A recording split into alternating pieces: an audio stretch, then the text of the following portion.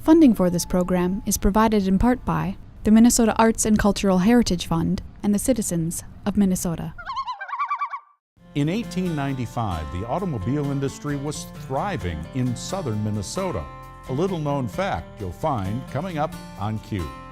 We also talked with the Minnesota Department of Natural Resources about the deer feeding ban, find out what the community concierge does in Austin, and we get some helpful pointers on what to do for insomnia. Stay with us. On Q is next.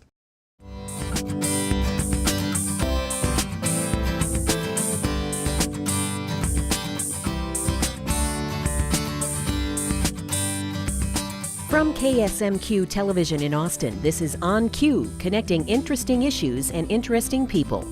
On Q. Feeding wild deer in winter is a regulated practice in Minnesota. We're going to learn about that. Some counties are prohibited from deer feeding, and the list is growing. Janine Vorland, Area Wildlife Manager with the Minnesota Department of Natural Resources, joins me today to talk about the process and the deer feeding ban. Very important. Welcome, Janine. Thank you. Yeah, great to have you here. First of all, Area Wildlife Manager. That sounds like a lot of responsibilities. Why don't you tell us what it is you do for the agency? It is. My job is to cover a 6-county area in south central Minnesota, including the Mauer, Albert Lee, Austin area. As I describe it, we go from Lonsdale to Leroy. But I basically act as a wildlife consultant on behalf of the people of Minnesota, try to take care of our wildlife management areas and some of our lakes that are extremely important for wildlife as well in that area. So we have a very varied job, providing assistance to landowners and then just trying to provide habitat and outdoor recreational opportunities on our state wildlife areas and other public lands. And we're talking a little bit today about chronic wasting disease, which has been in the news, growing. Seems like more and more little problems with that disease and how it affects our deer population. Correct.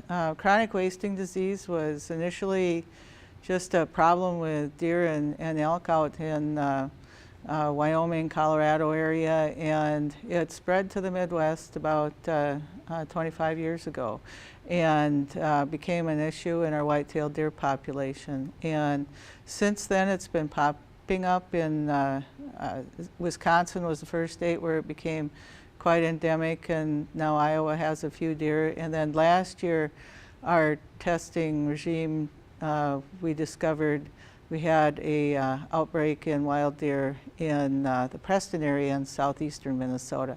So that it's not the first discovery in a wild deer. We did have one in the Pine Island area, and that seemed to be a one-of event. And last winter's sampling, we detected 11 wild deer, very concentrated in the Preston area, but we don't really know where it came from. We know it's in the wild population, and in response, we're trying to take action to limit the spread, determine if it's spread elsewhere, and hopefully eradicate it from the wild population if we can. And people who feed deer for recreation or fun or maybe out their backyard, it's not the feed that's the problem with CWD, but it's kind of the sort. Or tell us about that relationship. Well, deer are social animals, and as with many wildlife, if you give them the proper incentives, you can concentrate them in some areas.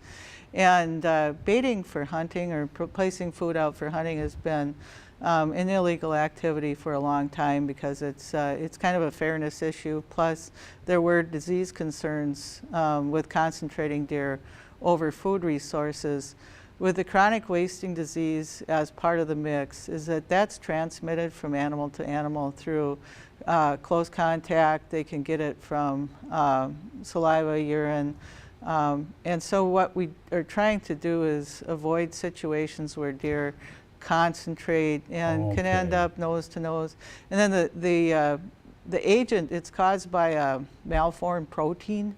And it's a very resistant protein. It doesn't break down readily. So as it ends up in deer excrement, it ends up in the soil, and that's another way that deer can pick it up. And so that we just don't want those concentrated prions, or what the protein's called, in a given area. So things that we can do as people to avoid artificially concentrating deer is going to help us in the long run with maintaining a healthy deer herd. We're speaking with Janine Vorland, Area Wildlife Manager with the Minnesota Department of Natural Resources. So it's winter time too, is where this ban is very important on feeding, because less food supply, so if you feed them, there might be more of the animals. That's correct. Although people should know the ban is a year-round ban. So it's not just associated with fall and winter, but fall and winter is when food resources are most restrictive and deer are most likely to be coming in to food piles or to mineral licks and that sort of thing. So, but people need to understand, and it's also when we feel sorry for wildlife, you know.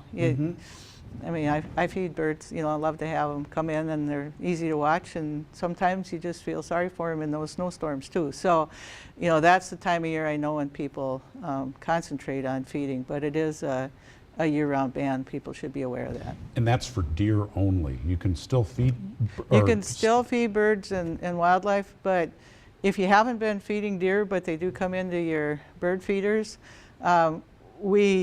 you're actually part of this feeding ban, is that we would like to see either fencing or some sort of exclusion so the deer can't get to your bird and squirrel feeders, or at least have them at least 6 feet off the ground so it's not readily attracted. And certainly don't put your corn out in piles for the squirrels if you have deer coming in, because that's, you know, it's going to act as a deer food pile, the same as if you're putting it out for the deer. So it's not just something for deer and deer hunters to be aware of. It's on all of us to try and maintain a healthy wildlife population. And at this point, is it a recommendation, or is this an enforceable action that folks, you need to really take care, or you could get a ticket or something? That's correct. It's an enforceable action. So it's established with other wildlife regulations, and is part of our regulations of what people can and can't do for and to wildlife. Is that including having to have that fencing up that you talked about? You need to take some action to exclude deer from your other, if you have a wildlife feeding station for birds or squirrels or whatever, you still need to take some action to try to make sure that it's not attractive to deer. It doesn't apply to farmers that have their normal, you know, if you have a cattle operation, you have a feeding operation and deer come up, that's part of your normal agricultural operation, but we still encourage anybody in the agricultural field that has deer coming in and sharing food sources with their livestock to take action so they can minimize that as best as possible. And in our region, has CWD been found on a deer in the wild? Last year, through our, we have a ongoing surveillance program for deer. We had a fairly extensive effort in southeastern Minnesota and did discover chronic wasting disease in hunter-harvested deer near Preston.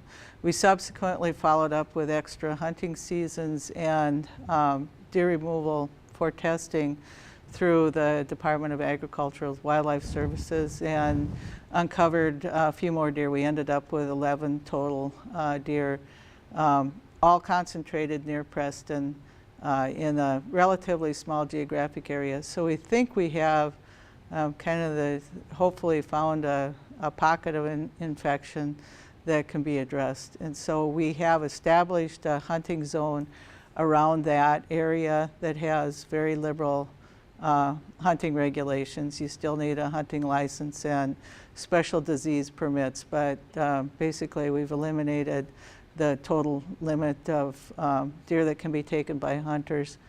It is all private land though, and so if you're intending to hunt in that area, it's best to do a little legwork and get permission if you are intending to hunt in that area. Sometimes you'll see deer in fields or in backyards where somebody's growing corn. It's not a feed site per se, but it's in the ground growing. Right. People do plant food plots for deer, and they plant, and alfalfa and that sort of thing will attract deer. In that case, the deer are still spread out. They're under their normal behavior patterns. They're not concentrating on a specific site as much as they are with attractants or mineral blocks or food sources. And so that's where the difference between a food plot and a feeding ban really doesn't concentrate the deer the same as we can with a pile. And so it doesn't concentrate the prion if there's infected deer. And we've touched the surface, a lot of information. It could be confusing to folks watching. More information on your website, I'm assuming? There is. On so the DNR website. If you go to the DNR website and go to deer, there will be a special page on chronic wasting disease. Also through the hunting regulations pathway, you'll see the regulations as they address the feeding ban in southeast Minnesota. One of the things I do want to mention on southeast Minnesota is that it also includes things like lures and other attractants that people use for hunting deer, and that's not the case in other parts of Minnesota where we have other feeding bans. But in southeast Minnesota, we're very restrictive because we do know we have a positive chronic wasting disease. Janine Borland, DNR, thank you very much. Thank you. Very informative. On Cue continues with our Vision 2020 update. Queue up your own comments for On Cue and send them to us at onq@ksmq.org.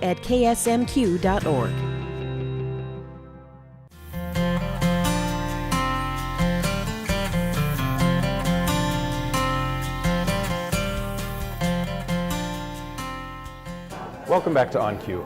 We're here on location in Austin at the Coffee House on Main, talking with leaders who are making a difference in our community. Vision 2020 began 5 years ago with a simple goal: to make Austin a better place to live, work, and play for everyone by the year 2020. Citizens submitted thousands of ideas for transforming Austin and voted on their favorites, giving us the issues and priorities our volunteers have been working on to this day. None of this would be possible without their time and effort. And with over $24 million in grants, donations, and in-kind support received for our project so far, it's hard to argue with the results. I'm here today with Kristen Olson, who is the chair of our Community Pride and Spirit Committee and is also a member of the Business Friendly Environment Committee. So welcome, Kristen. Well, thank you. Thanks for joining us.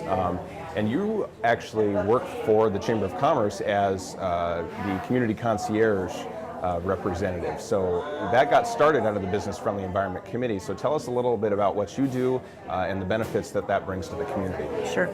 Well, back in 2014, I was hired to work with our new professionals coming to town to help them connect to the community. So I wanted to make the transition to Austin a little bit easier for them, help businesses retain employees, help trailing spouses find jobs. So there are so many different pieces that really can make the transition easier for a professional. I work a lot with rental housing, helping people find housing, because that can be very difficult when you're moving to a community, especially if you don't have much time to make that move and make that decision. I work with the trailing spouses, helping them find jobs. So far I've helped 41 spouses find jobs. I work with school enrollment, helping get the kids enrolled in school. I help with daycare if they need help with that. I give community tours, and so a lot of times folks want to see the community. Maybe they're making the decision about whether this is right for them, or they've come to town and they really just can't find their way around. They don't know, where things are. So I'll give a community tour. And then lastly, I will help them connect to each other and to the community. So volunteering, finding different activities that they'll enjoy, and then actually meeting other newcomers. So we will gather about once a month and do something in the community. It's free for our newcomers, and we'll see what's out there. We'll meet some other new folks and really just kind of try to have a good time and enjoy Austin. Right. Yeah. So that's great. There's such a wide variety of things that you do and services you provide for the newcomers. It's really making a big difference. And I know that all the different employers in town that you work with just have rave reviews about the program. So thank you for all of that. You're welcome. But speaking of volunteers, I know there's something that the Community Pride and Spirit Committee has been working on recently, working towards a volunteer database, or a common place that people in the community can go to find opportunities. Could you share a little bit about that? Yes, so for about 2 years our committee has examined various databases to try to come up with one that might work for the entire community and would be low cost or free. And working with United Way, we have come up with a database that is starting to be used now in our community. It's called All for Good. So allforgood.org is where people can go to sign up to be a volunteer. They'll see opportunities there, and our various businesses and nonprofits can post opportunities there, and then that match will be made for them. So it's simple, it's free, and it's just one place where people can go. Yeah, it sounds like a great resource for sure. So just to change topics again quickly, I know that the Pride and Spirit Committee has been organizing some outdoor movies lately that a lot of people have been enjoying. So share a bit about that. Okay, we had 2 outdoor movies this summer. It was our first stab at trying an outdoor event because we wanted to bring people together, kind of like a neighborhood event, only maybe on a little larger scale because it really is the entire community. And so we used Bandshell Park for this, and we held a movie in July over the 4th weekend, and in conjunction with all the activities of Freedom Fest, and we had about 450 people attend that event. It was very, very exciting, very well attended, lots of fun. And then we held another movie in early September, and that was The Goonies, and we had about 150 people at that event again. Very, very well attended. People were very excited, and it was fun to see thank yous at the end. You know, people pick up their garbage, they thank you, they move along, and they really have had a nice evening. Yeah, it sounds like just another great thing for people to get out and do out in the community. You can never have enough activities like that. Exactly, and I'd like to mention that we have 3 more movies planned for next summer. And so we don't have the date set yet, we don't have the movies chosen yet, but we will be doing more to let our community members get out there again. Sounds great. Well, thanks so much for being here, Kristen. It's great talking to you. Thank you. So that wraps up this edition of Vision 2020 Updates. If you'd like more information or would like to get involved with us, please visit us at vision2020austin.com. Thanks for doing your part to create a greater Austin. You can watch On Cue anytime by visiting the KSMQ TV website, ksmq.org.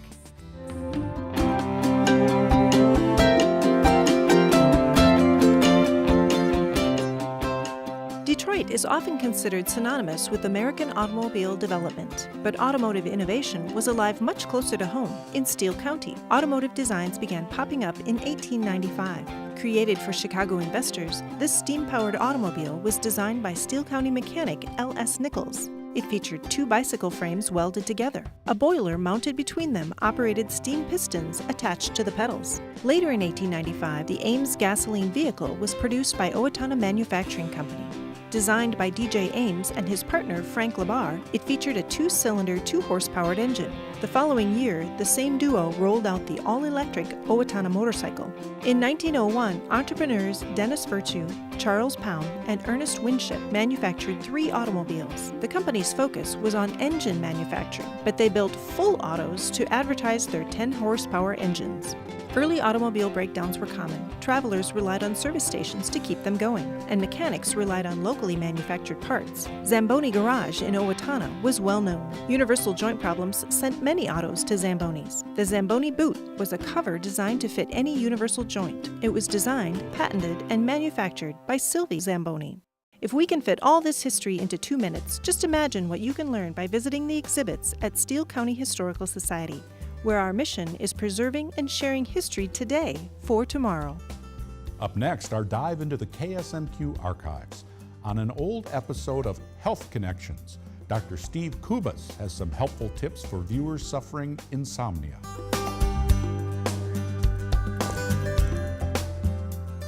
Welcome to Health Connections. I am your host, Stacy Beecham. Here with us tonight is Dr. Steve Kubas, a board-certified sleep physician working in the sleep medicine program at Austin Medical Center. Welcome, Dr. Kubas. Thank you very much. If you at home would like to get involved in the conversation, please call the number at the bottom of your screen. Our operators are standing by to take your calls. Thank you for joining us this evening. Thanks for having me. Tell us a little about the work you do with the sleep medicine program. Well, the Austin Medical Center Sleep Medicine Program has been up and running for about 7 years now, and we evaluate, diagnose, and treat various sleep disorders. Certainly one of the more common sleep disorders is sleep apnea, but we see the full spectrum of sleep disorders and the full spectrum of ages from kids to elderly patients. So, interesting. Yeah. And certainly in that group are insomniacs, sleep apnea, and who else would be involved? There are other sleep disorders, certainly. Again, sleep apnea would be one of the most common sleep disorders. Insomnia would certainly be another very common sleep disorder. We deal a lot, it's kind of on the TV commercials and things now, restless legs syndrome, which relates to other sleep disorders called periodic limb movement disorder. And there's more rare disorders such as narcolepsy and other conditions of excessive sleepiness. So there's various sleep disorders that are known at this point in time. Interesting. Our topic for tonight is insomnia, a sleep disorder that affects 1/3 of all humans at some point in their life and up to 15% as a chronic condition. Let's start by defining insomnia. Insomnia is basically, and I think simply defined as a difficulty with either initiating sleep, meaning getting to sleep, or potentially difficulties getting back to sleep if a person is waking up frequently in the middle of the night. Or it could be a combination of both, difficulties with initiation or maintenance of sleep. And to be considered insomnia, it certainly would have to be creating problems in one's life and having to be persistent for at least maybe 2 to 4 months' time. We've certainly all experienced brief episodes of insomnia, which is not necessarily abnormal, but a more persistent, maybe over a few months type of condition would be more problematic in considering the diagnosis then of insomnia at that point. And do you see a higher prevalence in certain populations? For example, are women more likely to be insomniacs than men or something? I think that due to some sleep changes as we do get older, I think many persons in the 50s, 60s, 70s start to present with some insomnia complaints. That's quite common. There's not a lot of literature to suggest major differences between men and women with the prevalence of insomnia. I think there's some literature to suggest that women seek help maybe a bit more for sleep disorders or for insomnia, but I don't think there's a lot of evidence to suggest major differences between the prevalence in men and women. We've certainly seen an increase in the number of sleep centers and sleep research labs over the last, say, 20 to 30 years.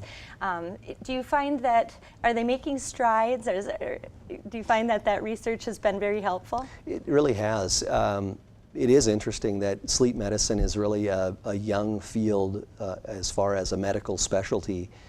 Even in the early 70s, there was very few sleep labs nationally.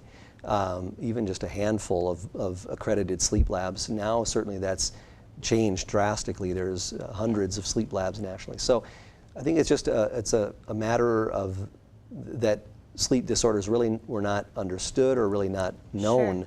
And then when we've started to discover them and research them, the importance of sleep disorders and healthy, appropriate sleep has become much more known for all of us, which is a good thing. Yes, definitely a good thing. It appears that sleep disorders have been prevalent for several decades. In fact, back in 1930, Dr. Joseph Collins wrote a book called Insomnia, How to Combat It. And in his book, Dr. Collins describes sleep as the chief nourisher in life's feast, yes, which I like that reference. Well put. Yeah. He refers to insomnia, however, as an affliction to be cured by enlightenment, determination, and discipline, but not by drugs, coddling, and self-indulgence. Kind of interesting perspective. Yes. There. How do you feel about that? Are there, what can you recommend as far as sleep regimens are concerned?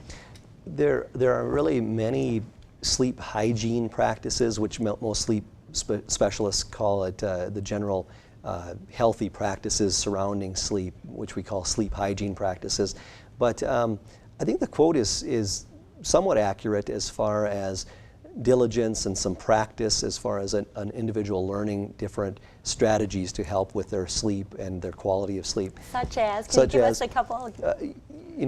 Generally avoiding clock watching at night is a good practice versus, if a person wakes up continually looking at the clock, that just gets to be more frustrating and discouraging and increases some angst. And so generally, I would discourage clock watching at night, for example. And also, too, if a person is having a problem getting to sleep or staying asleep, I would generally recommend trying to do something distracting and relaxing instead of just trying to lay there and fight themselves to sleep. And certainly reading books, or is that the kind of activity you're talking Exactly about? Right. Okay. and it's different for different people as far as what would be distracting and relaxing. But yes, that's a perfect example as far as reading or music or things of that nature. For some people, TV watching is actually distracting and relaxing. For others, it's kind of more activating. So you have to kind of be careful with what you do, but yes, that's exactly what I'd be referring to. And certainly in the media, we've been hearing a lot about don't bring your laptop to bed, or don't watch violent TV programs at night. Do you agree with that, or what do you advise your patients concerning that? You know, to some degree, I do say that it's a little bit tomato as far as a person's preferences in the bedroom environment. You know, some people like it a little warmer, some people like it cooler, some people like it pitch black, some people like a little light. So honestly, with respect to that, it's finding what is comfortable and relaxing for the individual, and then trying to implement that. But yes, generally, you know, avoiding activating activities, whether it's television or even vigorous exercise really close to bedtime, is generally a good recommendation. Yes. That's correct. Thank you. Everything you've said tonight has been helpful and interesting, and I really appreciate your being here. Yes.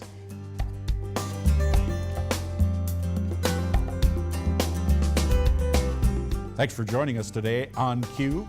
I'm your host, Eric Olson. I hope you'll join us next time.